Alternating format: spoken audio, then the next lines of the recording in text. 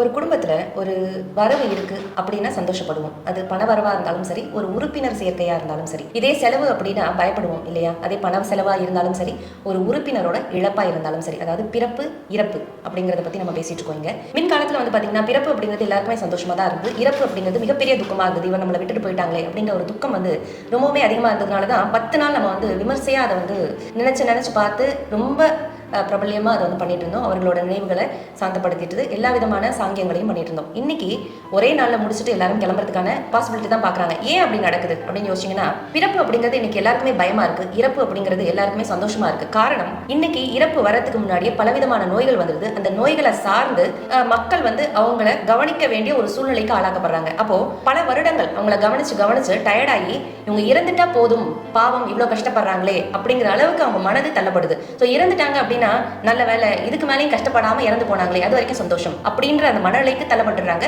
ஒரே நாள்ல எல்லா துக்கத்தையும் முடிச்சுட்டு கிளம்பிடுறாங்க. இதே பிறப்பு அப்படின்னு எடுத்தீங்க அப்படின்னா, சாதாரணமா நடக்க வேண்டிய ஒரு பிறப்பு ஜனனம் அப்படிங்கிறது இன்னைக்கு பல சிக்கல்களுக்கு ஆளாக்கப்பட்டு உடல்ல சேர பலவிதமான கழிவு தேக்கத்தால இந்த PCOD, PCOS, fertility, infertility problem, அதே மாதிரி இர்ரெகுலர் பீரியட்ஸ், இந்த மாதிரி நிறைய தாக்கங்களுக்கு மனது தள்ளப்பட்டு ஏகப்பட்ட நோய்களை உள்வாங்கிறதுனால இங்க இனச்சேர்க்கை அப்படிங்கிறதும் சரி, ஒரு பிறப்பு அப்படிங்கிறதும் சரி ரொம்பவுமே கஷ்டமா இருக்கு. இதுக்கு எல்லா விதமான மெத்தட்ஸ்க்கும் போயிடுறாங்க.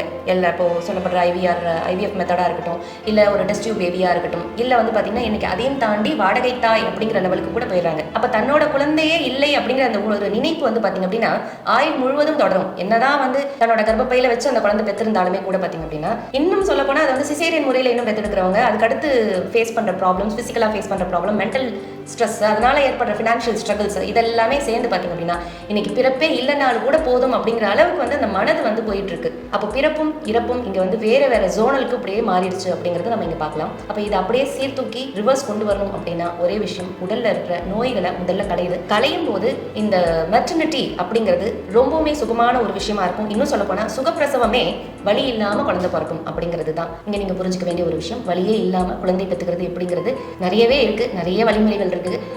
அதுக்காக ஆப்ரேஷன் தான் பண்ணுங்கிறது அவசியம் கிடையாது. நார்மல் டெலிவரியில் சரியான முறையில் குழந்தை பிறக்கிறது நிறைய பிரசவ முறைகள் இருக்குது. அதை தான் இன்னைக்கு அக்குபஞ்சரும் சரி, இன்னும் ஹோமியோபதியும் சரி, பல மருத்துவங்கள் அதை தான் வந்து ரெக்கமெண்ட் பண்ணிட்டும் இருப்போம். அதை தான் வலியுறுத்தவும் செய்வோம். உங்கள் உடல் மற்றும் மனம் சார்ந்த எல்லா விதமான நோய்களிலிருந்தும் முற்றிலும் விடுதலை பெறுவதற்கு காஸ்மோ கிளாசிக்கல் அக்கு ஹீலிங் சென்டர்.